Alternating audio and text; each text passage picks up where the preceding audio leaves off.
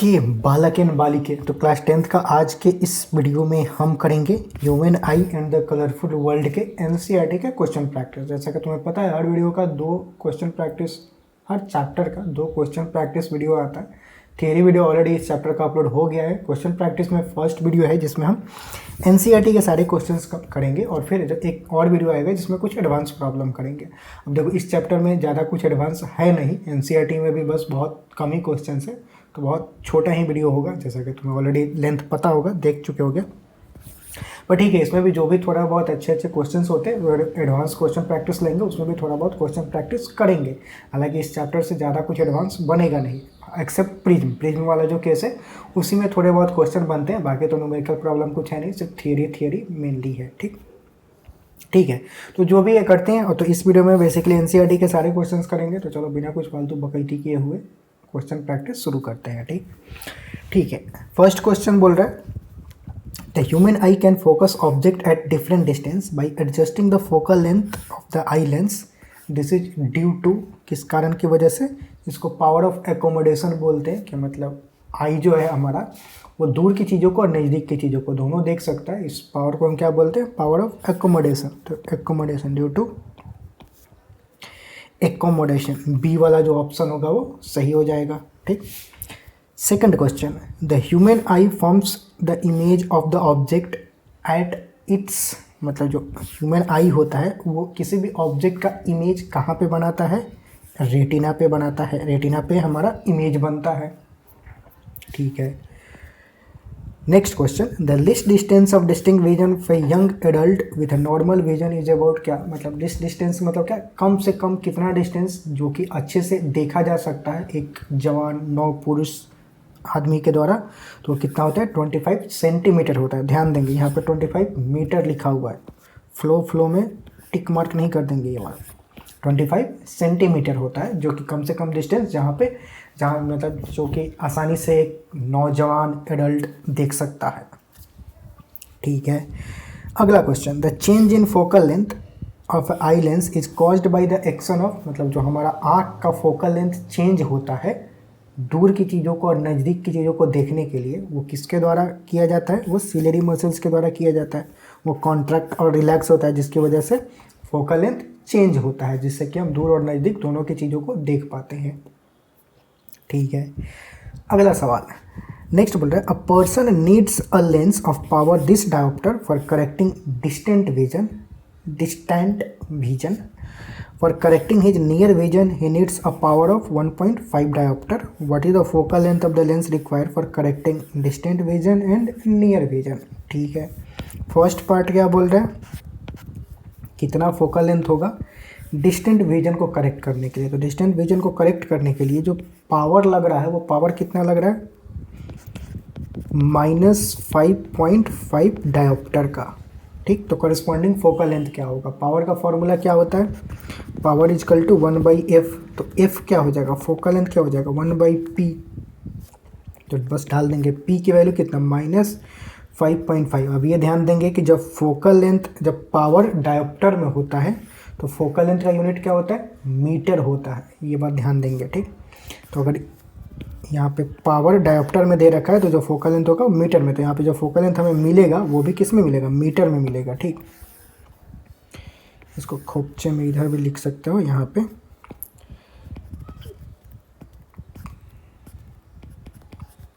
तो जो focal length होगा f इजकल टू -5.5 मीटर होगा, तो इसको सेंटीमीटर में कन्वर्ट करने के लिए 100 से मल्टीप्लाई कर दो, तो मीटर जो होगा वो सेंटीमीटर में कन्वर्ट हो जाएगा। ये पॉइंट हटाओगे तो ऊपर 10 जाएगा। अब काट कूट करोगे तो क्या 5 से करोगे तो 5 2 जाओ, 5 से 11 टाइम्स में, तो -200/11 सेंटीमीटर हो जाएगा। ठीक। अब इसको तुम डेसिमल में भी कर सकते हो या फिर ऐसे भी ऐसे छोड़ सकते हो, इतना ही सेंटीमीटर हो जाएगा। ठीक। तो ये पहले वाले का हो जाएगा कि डिस्टेंट विजन को करेक्ट करने के लिए फोकल लेंथ कितना चाहिए? इतना चाहिए। कैलकुलेटर यूज कर सकते हो डेसिमल में चाहिए तो, या फिर अगर अप्रॉक्सीमेटली लिखा भी जाए तो कितना लिखा जा सकता है? 200 को माइनस इसको करें तो 11 1 जा 11 9 90, तो 11 8 जा 88 2 20 11 1 जो 1 फिर 9 90 8 ऐसे ही 18 शायद आते जाएगा। तो इसको अप्रॉक्सीमेटली 18 को तुम 2 लिख सकते हो अप्रॉक्सीमेटली, तो इतना सेंटीमीटर हो जाएगा। ठीक, अगर डेसिमल में लिखना चाहो तो। ठीक है, सेकंड पार्ट देखते हैं। सेकंड पार्ट में क्या पूछ रहा है कि नियर विजन को करेक्ट करने के लिए कितना फोकल लेंथ होना चाहिए। तो वो पावर दे रखा है, नियर विजन को करेक्ट करने के लिए जो पावर दे रखा है वो ये दे रखा है। तो यहाँ पे जो पावर है वो क्या है, +1.5 डायोप्टर। लेट्स से इसको P0 बोल देते हैं, क्योंकि दोनों P यूज करेंगे तो अलग अलग सेम ही लगेगा पर अलग अलग है। पावर का फॉर्मूला क्या, फोकल लेंथ मतलब 1/f। तो f का फॉर्मूला, f को f0 यहाँ पे बोल देते हैं, वो क्या हो जाएगा 1/P0 हो जाएगा। सेम फार्मूला अप्लाई करेंगे, P0 का वैल्यू 1.5, अगेन ये मीटर में आएगा फोकल लेंथ, तो हम उसको सेंटीमीटर में कन्वर्ट करने के लिए क्या 1.5 मीटर को 100 से मल्टीप्लाई कर देंगे तो ये सेंटीमीटर में कन्वर्ट हो जाएगा। ये पॉइंट हटाएंगे तो ऊपर 10 चला जाएगा। काट कूट करेंगे तो क्या 5 से 3 टाइम्स में, 5 से 2 टाइम्स में, तो ये बन जाएगा 200/3 सेंटीमीटर। इसको डेसिमल में लिखना चाहो तो 6.66 आते जाएगा, तो 67 सेंटीमीटर अप्रॉक्सीमेटली ऐसे लिख सकते हो। तो इतना जो यहाँ पे फोकल लेंथ होगा वो 66.67 सेंटीमीटर। यहाँ पे minus negative sign, negative sign का मतलब क्या हुआ कि जो लेंस होगा वो कौन सा लेंस होगा, कन्वेक्स लेंस का पॉजिटिव होता है, कनकेव का नेगेटिव होता है। तो यहाँ पे कनकेव लेंस होगा और ये कन्वेक्स होगा। और लेंथ की बात हो रही है तो लेंथ यहाँ पे 66.67, यहाँ पे 18.2 सेंटीमीटर। ठीक, तो ये अपना आंसर हो जाएगा इसका। ठीक है, next question, the far point of a myopic person is 80 centimeter in front of the eye. ठीक है, what is the nature and power of the lens required to correct the problem. अच्छा, myopic person क्या होता है कि myopic person मतलब नज़दीकी दिखाई दे रहा है, दूरी नहीं दिखाई दे रहा है। ठीक, तो फार पॉइंट इसका दे रखा है कि 80 सेंटीमीटर है, मतलब कि ये मान लो कि आँख यहाँ पे है, ये आई हो गया, इसको 80 सेंटीमीटर से जो दूरी देख सकता है वो 80 सेंटीमीटर तक देख सकता है। मतलब 80 सेंटीमीटर तक कोई ऑब्जेक्ट है तो दिखेगा, इसके पीछे है तो नहीं दिखाई देगा। ठीक, मतलब लेकिन नॉर्मल आई कितना दूर तक देख सकता है, नॉर्मल आई इन्फिनिटी तक देख सकता है, लेकिन इसको 80 सेंटीमीटर के बाद ये चीज़ें दिखाई देगा ही नहीं, क्योंकि ये फार पॉइंट 80 सेंटीमीटर है। तो सबसे मैक्सिमम दूरी देख सकता है वो 80 सेंटीमीटर है। अब इसको करेक्ट करना है। देखो, एक तो रटाफिकेशन है कि रट सकते हो कौन सा लेंस लगेगा, याद कर लो, थोड़ा सोच, यहाँ पे देखो सोच भी सकते हो। यहाँ पे चलो मुझे कुछ नहीं पता है, कुछ याद नहीं है पीछे वाला, सोचते कैसे हैं इस तरह के क्वेश्चंस को, जरा ये देखते हैं। ठीक है, अब इस इंसान का क्या आँख सुधारना है। आँख सुधारना है मतलब करना क्या होगा, ये कुछ ऐसा जुगाड़ करना होगा कि ये इन्फिनिटी के ऑब्जेक्ट, इन्फिनिटी पे कोई चीज़ रखा हो उसको भी देख पाए, यही करना होगा, तभी आँख इसका सुधरेगा। तो हम इसके लिए करेंगे जुगाड़। जुगाड़ क्या करेंगे कि यहाँ पे एक इस तरह का लेंस लगाएंगे, कौन सा लेंस होगा मुझे पता नहीं है, पर कोई लेंस लगाएंगे। इस लेंस का काम क्या होगा, इस लेंस का काम ये होगा कि अगर कोई ऑब्जेक्ट इन्फिनिटी पे रखा गया है तो उसका इमेज यहाँ पे बना दे। एक बार इमेज यहाँ पे बन गया, बाकी तो आँख संभाल ही लेगा, आँख यहाँ के तो चीज़ को देख ही सकता है तो वो देख लेगा। तो पहले जो लेंस का करेगा, लेंस का काम क्या है, इन्फिनिटी पर कोई ऑब्जेक्ट रखा है उसका इमेज वो यहाँ पे बना देगा। उसके बाद एक बार इमेज यहाँ पे बन गया तो आई जो होगा यहाँ की चीज़ों को देख लेगा। तो वो इमेज मतलब आई जो होगा बेसिकली इमेज देखेगा। इमेज किसका है, ऑब्जेक्ट का ही है, तो आई को ऐसा लगेगा कि वो ऑब्जेक्ट ही देख रहा है। ये जुगाड़ होता है। ठीक, तो इस लेंस का काम क्या है कि अगर ऑब्जेक्ट डिस्टेंस इन्फिनिटी रहे, अगर ऑब्जेक्ट इन्फिनिटी पे रखा हो तो इमेज डिस्टेंस कितना हो जाए, 80 सेंटीमीटर हो जाए। ठीक, अच्छा, अब साइन का ध्यान देंगे। ये देखो ऑब्जेक्ट इधर है तो डायरेक्शन ऑफ इंसिडेंट रे ये रहा, तो डायरेक्शन ऑफ इंसिडेंट रे ये रहा, तो ये वाला डायरेक्शन पॉजिटिव हुआ, ये वाला डायरेक्शन नेगेटिव हुआ। ऑब्जेक्ट डिस्टेंस नेगेटिव डायरेक्शन में है तो ऑब्जेक्ट डिस्टेंस नेगेटिव साइन के साथ होगा। इमेज भी यहीं पे बन रहा है तो इमेज भी उल्टा वाले डायरेक्शन में ही है, मतलब इंसिडेंट रे के उल्टा डायरेक्शन में है तो नेगेटिव साइन के साथ लेंगे, साइन कन्वेंशन। तो इमेज डिस्टेंस भी नेगेटिव होगा, ऑब्जेक्ट डिस्टेंस भी नेगेटिव होगा। तो अब हम कैलकुलेट करते हैं, ये ऑब्जेक्ट और इमेज डिस्टेंस हो गया जो कि इस लेंस का काम करना है, मतलब इसको ऐसा कुछ करना है, तो इसका फोकल लेंथ कितना होना चाहिए वो कैलकुलेट करते हैं। वो कैसे कैलकुलेट करेंगे? लेंस फार्मूला का यूज करके। लेंस फार्मूला क्या बोलता है? 1/v minus 1/u is equal to 1/f, ये लेंस फार्मूला। तो यहाँ से 1/f क्या हो जाएगा? 1/v, v की वैल्यू कितना? -80 माइनस 1/u, u की वैल्यू कितना? -∞। तो ये कितना हो जाएगा? अब इसको मैं कैलकुलेट करूँ यहाँ पे, तो 1/f इज इक्वल टू, ये -1/80 माइनस माइनस प्लस हो जाएगा, 1/∞ कितना हो जाएगा? 0 हो जाएगा।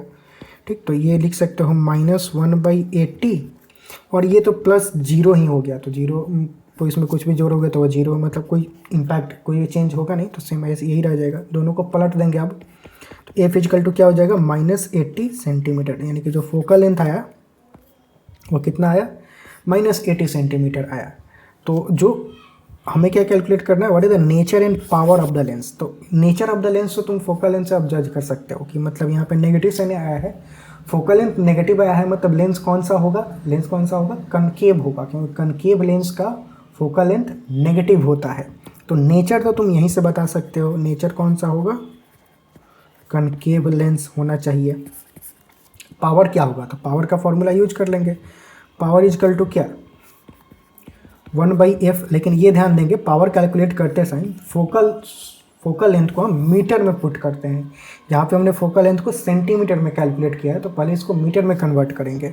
मीटर में कैसे कन्वर्ट करेंगे? -80/100 से डिवाइड कर देंगे तो इतना मीटर हो जाएगा। अब पुट करेंगे तो p इजकल टू क्या हो जाएगा? 1/f, f की वैल्यू कितना? -80/100, -80, तो और 100 ऊपर चला जाएगा, डिवाइड में मतलब ऊपर चला जाएगा, यहाँ पे यहाँ का चीज़ें ऊपर चला जाता है। अब इसको कैलकुलेट करेंगे तो क्या? 0 से 0 कैंसिल, तो p इजकल टू क्या हो जाएगा? -10/8। इसको काट कूट करें तो कितना?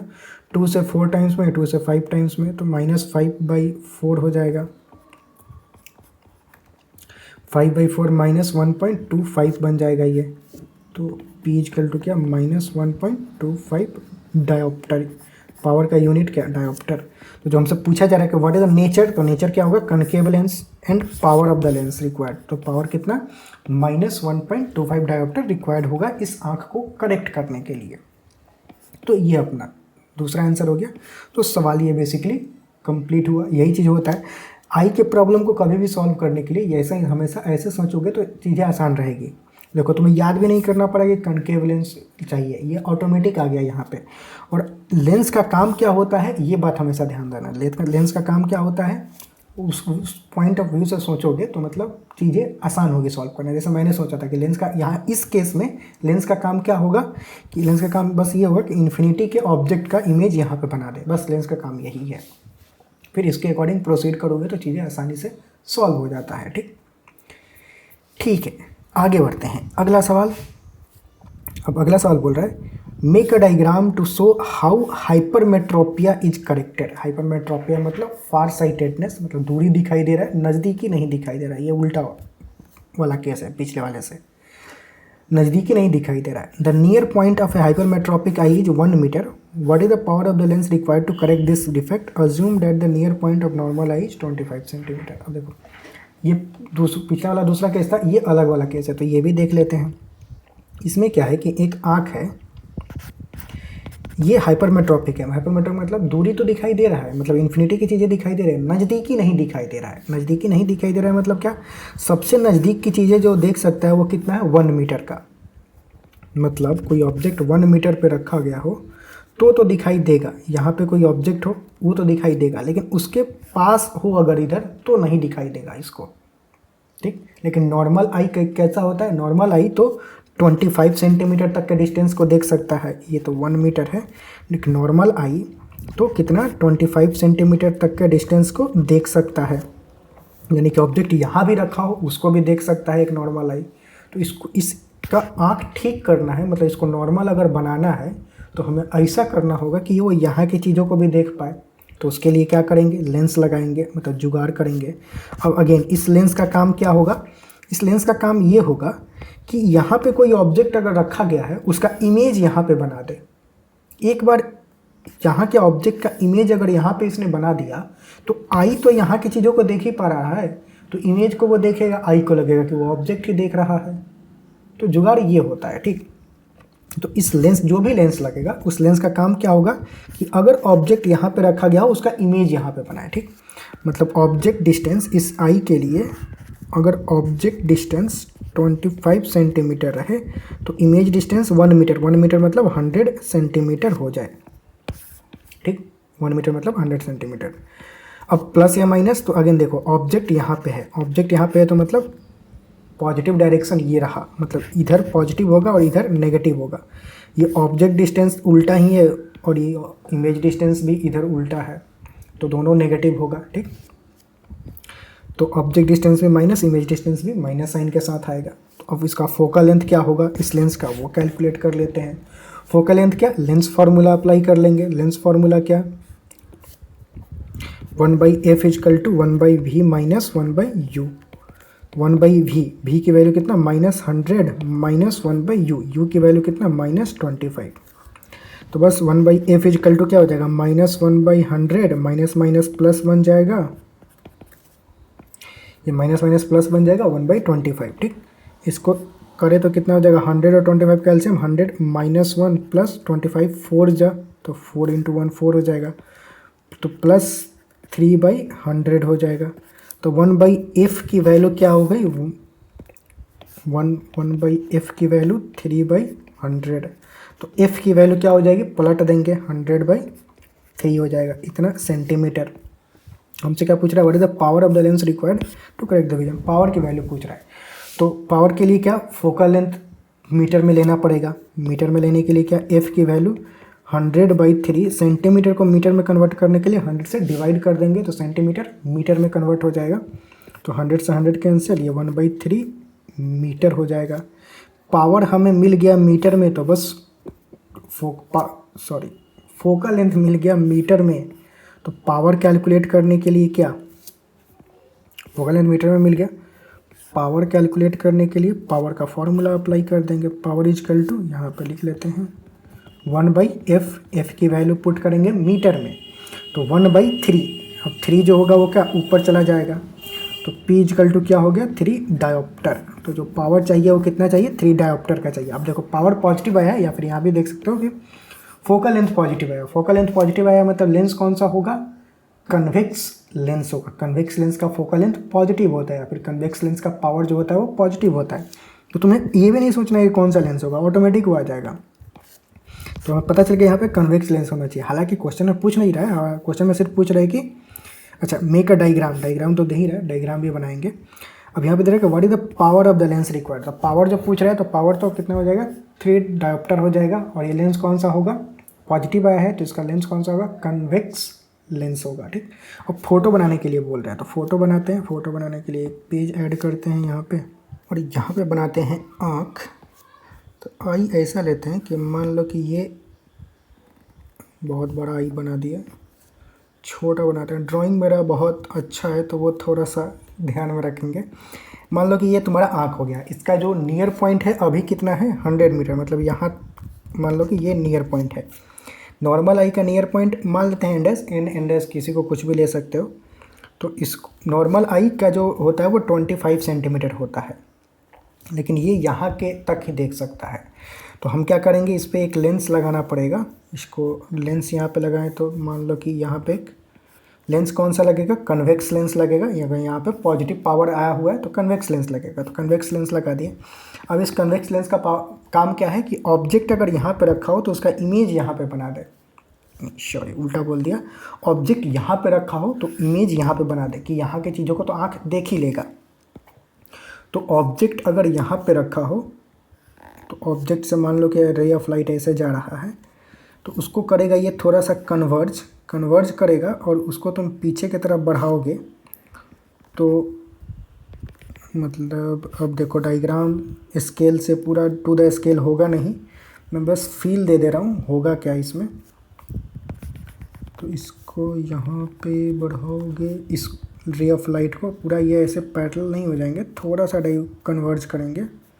तो मतलब ऐसे जा रहा था तो थोड़ा सा इधर टिल्ट होगा। अब इसको तुम पीछे बढ़ाओगे तो यहाँ पे आके इंटरसेक्ट करेगा बेसिकली, ठीक। तो यहाँ पे बनेगा इमेज, यहाँ ऑब्जेक्ट है अगर कोई तो उसका इमेज बनेगा यहाँ पे। तो यहाँ पे इमेज बनेगा तो आई जो होगा यहाँ पे तो देख ही सकता है, तो आँख को दिखाई दे देगा, मतलब यहाँ का ऑब्जेक्ट भी आँख को दिखाई दे देगा। यहाँ पे ऑब्जेक्ट रखा है तो ये लेंस क्या करेगा, उसका इमेज यहाँ पे बना देगा, और आई इसको तो देख ही पा रहा है, तो ऐसा कुछ इमेज बनेगा। अब डायग्राम बहुत ख़राब है, मेरे को भी पता है, मैं एक फ़ोटो अटैच कर दूँगा इसमें बाद में। डायग्राम स्केल से बनाना पड़ेगा, बहुत टाइम लगेगा, अब फालतू का इसमें मैं तुम्हें दिखाऊँ अगर, मतलब जो नोट्स अपना था, नोट्स में फ़ोटो ऑलरेडी बनाया था। नोट्स को कहाँ गया भाई, आई वाला, ये रहा हाइपरमेट्रोपिक आई। तो कुछ ये वाला फ़ोटो होगा बेसिकली, यही वाला फ़ोटो की बात की जा रही है। तो मैं समझ में ना कि यहाँ पे ऑब्जेक्ट रखा है तो उसका रे ऑफ लाइट जा रहा है, वो थोड़ा कन्वर्ज करेगा, उसको पीछे की तरफ बढ़ाओगे तो यहाँ पे वही मतलब इंटरसेक्ट करेगा, यही बता रहा था। अब फ़ोटो बहुत ख़राब बना था। इसमें से किसी को एन किसी को एंडेस ले सकते हो, मतलब ये इसका हमने यहाँ पे क्या लिया है अपने वाले केस में, हमने इसको एंडेस ले लिया, इसको एन लिया, कोई बात नहीं। तुम बस नाम लिख देना, क्या एन है और क्या एंडेस है वो लिख सकते हो, क्योंकि तुम एन ले रहे हो तो एन क्या है वहाँ पे मेंशन कर दो कि एन जो है आई का नियर पॉइंट है, एंडेस क्या है, नॉर्मल ह्यूमन आई का नियर पॉइंट। हमने जो केस ले रखा है हम यहाँ पे लिख देंगे कि हमारे लिए हमने भी वही ले रखा है, शायद सेम ही ले रखे हैं, ठीक। उल्टा भी तुम लिख सकते हो, कोई प्रॉब्लम होगा नहीं। अगर तुम उल्टा ले रहे हो तो बस मेंशन करो, ऐसे रटाफिकेशन करने की जरूरत नहीं है कि यही एन लेना है यही एंडेस लेना है। यहाँ पे भी एंडेस ले सकते हो, पर मेंशन कर दो कि एंडेस जो है क्या है, नॉर्मल आई, एंडेस क्या है, डिफेक्टेड आई का नियर पॉइंट। अगर तुम इसको एन ले रहे हो तो लिख दो कि एन क्या है, नॉर्मल आई का नियर पॉइंट। अगर ऐसे लिख दिए तो क्लियर हो जाएगा, ठीक। तो ऐसे मतलब यही वाला डायग्राम बेसिकली इसमें पूछ रहा था, तो यही वाला बनाना था, वही यहाँ पे बनाया हूँ, पर बहुत अच्छी बनी है तो समझ में नहीं आ रहा होगा, आई होप, ठीक। ठीक है, अगले सवाल की तरफ प्रस्थान करते हैं। अगला सवाल, why is a normal eye not able to see clearly the object placed closer than 25 centimetre. अच्छा, एक नॉर्मल इंसान, मतलब नॉर्मल आई, आँख खराब नहीं है, लेकिन फिर भी वो 25 सेंटीमीटर के नज़दीक कोई ऑब्जेक्ट रखा हो उसको साफ साफ क्यों नहीं देख सकता। अब तुम मतलब 25 सेंटीमीटर के नज़दीक हाथ ला के देखोगे तो दिखाई तो दे रहा है, मास्टर क्या पढ़ा रहा है, देखो दिखाई दे रहा है, पर उसमें आँख पे जोर आता है बेसिकली, ठीक। तो नॉर्मल हम यही मान के चलते हैं, हाँ, मतलब वैज्ञानिक लोग और एनसीईआरटी लोग और जो भी हैं, अब वो बोलते हैं कि नहीं दिखाई देता है, तो हम भी मान के चलेंगे कि नहीं दिखाई देता। हालांकि दिखाई देता है पर थोड़ा आँख पे जोर आता है, बेसिकली पॉइंट वही है। तो क्लियरली नहीं दिखाई देता, हम इसका रीज़न ये बोलेंगे कि जब ऑब्जेक्ट 25 सेंटीमीटर से नज़दीक होता है आई के, ये आई हो गया, अगर ऑब्जेक्ट 25 सेंटीमीटर से भी नज़दीक हो तो उसको देखने के लिए आई को बहुत उसका फोकल लेंथ बेसिकली घटाना पड़ता है, तो कॉन्ट्रैक्ट पड़ता है, मतलब सीलिडी मसल्स को कॉन्ट्रैक्ट होना पड़ता है ताकि लेंस थिक हो पाए, मोटा हो पाए, तब जाकर के नज़दीक की चीज़ें दिखाई देगी। लेकिन उतना मोटा हो नहीं पाता है अपना लेंस, आई लेंस जो अंदर है, ये वाला लेंस नहीं, चश्मा का नहीं, अंदर का जो लेंस है वो उतना मोटा हो नहीं पाता है। तो इसकी वजह से मतलब हमें चीज़ें नहीं दिखाई देती है, क्योंकि उसको बहुत मोटा होना पड़ेगा। नज़दीक की चीज़ 25 सेंटीमीटर से भी नज़दीक का अगर देखना है तो आई लेंस को और मोटा होना पड़ेगा, उतना मोटा वो हो नहीं पाता है, इतना सीलिंग मसल्स कॉन्ट्रैक्ट कर नहीं पाता है, तो इसलिए हमें नहीं दिखाई देता है। बस बात यही है, वही बात अंग्रेजी में यहाँ पर लिखा गया है। अब तुम अभी दिमाग में आ रहा होगा कि मास्टर तुम भी तो चश्मा पहने हो, तुम्हारा कौन सा ख़राब है आँख। मेरा कोई भी ख़राब नहीं है, ना ही दूरी ख़राब है ना ही नज़दीक ख़राब है, मेरे को दोनों दिखाई देता है। बस पॉइंट ये है कि मैं बहुत स्क्रीन के सामने रहता हूँ, तो मतलब लैपटॉप वगैरह या फिर ये टाइम सब कुछ स्क्रीन के सामने ही रहता है, तो ख़राब हो ना जाए इसलिए मैं पहन के रखता हूँ प्रोटेक्शन के लिए। तो ये मतलब बेसिकली ब्लू रे प्रोटेक्शन के लिए मैं मेरा चश्मा पहनता हूँ। पर बोलोगे मास्टर हमेशा पहनता हूँ, तो हमें आदत ही हो गया है, मतलब मेरा आगे हमेशा ही पहनता हूँ, पर मेरा कोई आँख ख़राब है नहीं, ना ही दूरी नहीं नज़दीक है, दोनों प्रॉपर दिखाई देता है। पर ब्लू रे प्रोटेक्शन मतलब आँख पूरा डैमेज ही ना हो जाए, तो उसके लिए।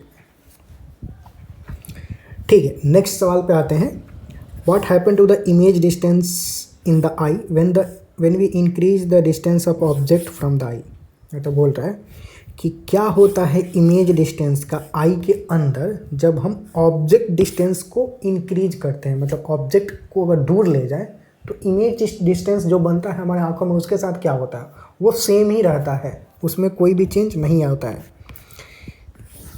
ये मान लो कि मतलब आई बॉल हो गया, ये लेंस हो गया, तो इमेज जो होता है ऑब्जेक्ट का हमेशा रेटिना पे ही बनता है, तो इमेज डिस्टेंस फिक्स रहता है। तुम ऑब्जेक्ट डिस्टेंस इंक्रीज करोगे तो फोकल लेंथ चेंज होता है, इमेज डिस्टेंस चेंज नहीं होता है। इमेज तो रेटिना पे ही बनना है, तो लेंस से रेटिना का डिस्टेंस फिक्स है, तो इमेज डिस्टेंस फिक्स रहता है। ऑब्जेक्ट डिस्टेंस चेंज करते हैं तो फोकल लेंथ कॉरेस्पॉन्डिंग चेंज होता है, ठीक। इमेज डिस्टेंस फिक्स रहता है, वही बात यहाँ पे लिखा गया है और वही इसका आंसर होगा, ठीक। ठीक है, अगला सवाल है, why do star twinkle. Star जो होते हैं हमें ट्विंकल ट्विंकल मतलब भुकजोनी जैसे दिखाई देते हैं, काहे दिखाई देते हैं। देखो स्टार जो है बेसिकली, ये थियरी वीडियो में भी एक्सप्लेन किया था, सेम चीज़ है, मतलब एग्जैक्टली सेम है। मैं यहाँ पे अंग्रेजी में भी इसको लिख दिया हूँ। तो स्टार ट्विंकल क्यों करता है, क्योंकि स्टार जो होता है वो बहुत छोटा साइज होता है। एक तो उसका छोटा साइज नहीं होता है स्टार का साइज बहुत बड़ा होता है, हमें छोटा अपीयर होता है बहुत, क्योंकि वो बहुत दूरी पे है। स्टार का जो डिस्टेंस है हमसे बहुत दूर है, तो हमें वो बहुत छोटा अपीयर होता है, प्रतीत होता है। देखो प्रतीत होना और होना दोनों दो बातें हैं। मतलब यहाँ पे भूत है, वो तुम्हें प्रतीत हो रहा है, अगर एक्चुअल में भूत होता तो वो अलग बात है। तो अपीयर होता है, तो वही तो मतलब स्टार का जो साइज है हमें बहुत छोटा अपीयर होता है, प्रतीत होता है कि वो स्टार का साइज बहुत छोटा है, क्योंकि वो बहुत दूर है। और बहुत दूर से जब लाइट आ रहा होता है तो बहुत थोड़ा अमाउंट ऑफ लाइट आ रहा होता है, ठीक। और वो लाइट जब हमारे एटमॉस्फेयर में एंटर करता है, हम यहाँ पे अपने बिछौना पे सोए हुए हैं यहाँ पे, और हमारे ऊपर है बहुत मोटा लेयर ऑफ एटमॉस्फेयर। स्पेस में तो ठीक है कुछ नहीं था, लाइट आराम से आ गया, लेकिन जैसे ही वो एटमॉस्फेयर में एंटर करता है, एटमॉस्फेयर में शुरू होता है रिफ्रैक्शन। अब डिफरेंट लेयर पे जो रिफ्रैक्टिव इंडेक्स होता है अलग अलग होता है, अलग अलग हवा प्रेजेंट है अलग अलग लेयर पे, तो बहुत सारा रिफ्रैक्शन अंदर होता है। अंदर जब लाइट आता है तो उसके बाद ये जो एटमॉस्फेयर होता है वो ऐसा नहीं कि फिक्स रहता है, हवा बहते रहता है, कहीं पे बादल चलते रहते हैं। तो फिजिकल कंडीशन जो होता है एटमॉस्फेयर का वो भी चेंज होते रहता है, जिसकी वजह से एक तो ऑलरेडी बहुत कम लाइट आ रहा था, अब बहुत सारा रिफ्रैक्शन हुआ, और physical condition of the atmosphere is not same. That's why some time light हमारे आंखों में आता है, कभी आता ही नहीं है, कभी आता है कभी आता ही नहीं है। तो जब लाइट हमारे आंखों में एंटर करता है तो हमें प्रतीत होता है अच्छा स्टार है, नहीं आता है तो नहीं है, आँख में एंटर आया तो है। तो ऐसे भुक भय हमें अपीयर होता है, प्रतीत होता है कि ट्विंकल कर रहा है वो, क्योंकि यहाँ पे हिलते रहता है ये सब। बीच का जो एटमॉस्फेयर है उसमें हवा कहीं आते रहता है, इधर हवा जाता है, बादल आता है, बादल जाता है, उसकी वजह से लाइट बेंड होता है। मतलब पॉइंट ये है कि लाइट हवा आने जाने से कोई प्रॉब्लम नहीं है, पर लाइट हवा का डेंसिटी जो रिफ्रैक्टिव इंडेक्स होता है वो अलग अलग होता है, तो इसकी वजह से लाइट जो होता है बेंडिंग अलग अलग होता है। तो लाइट बेंड होते रहता है, कभी आएगा, कभी हमारे आँखों में आएगा, कभी इधर निकल जाएगा, कभी आँखों में आएगा, कभी इधर निकल जाएगा। तो इधर निकल गया तो दिखाई नहीं देगा, आँखों में आएगा तो दिखाई देगा। तो इसीलिए कभी प्रतीत, कभी हमें दिखता है कभी नहीं दिखता है, तो हमें लगता है कि स्टार जो है वो ट्विंकल कर रहा है, पर एक्चुअल में वो ट्विंकल नहीं कर रहा होता है, हमेशा उससे लाइट आ रहा होता है। और लाइट स्टार जो है वो हमेशा अपना प्रकाश बिखेरते रहता है, पर हमारे आँखों में वो कभी आता है कभी नहीं आता है, जिसकी वजह से हमें लगता है कि वो ट्विंकल कर रहा है, क्योंकि वो बहुत दूर है और बहुत छोटा प्रतीत होता है। वही बातें यहाँ पे अंग्रेजी में लिखी गई है जो बताया, ठीक। अब इसी का अगला पार्ट आता है कि प्लैनेट क्यों नहीं ट्विंकल करते हैं। ये भी बात थियरी वाले वीडियो में एक्सप्लेन किया गया था सेम, ये एग्जैक्टली एनसीईआरटी में दिया भी है कि प्लैनेट क्यों नहीं ट्विंकल करते हैं। अब देखो प्लैनेट जो होता है एक तो बहुत नज़दीक होता है हमारे सोलर सिस्टम में, जैसा कि तुमने पढ़ रखा होगा कि मतलब सूर्य के चारों तरफ बहुत सारे ग्रह जो हैं वो परिक्रमा कर रहे होते हैं। तो प्लैनेट जो होते हैं, अपना जो भी तीसरा पैदा आने का प्लैनेट होता है, तो प्लैनेट एक दूसरे के काफ़ी नज़दीक होते हैं, लेकिन स्टार बहुत दूर होता है भाई। स्टार तो मतलब ये सन है,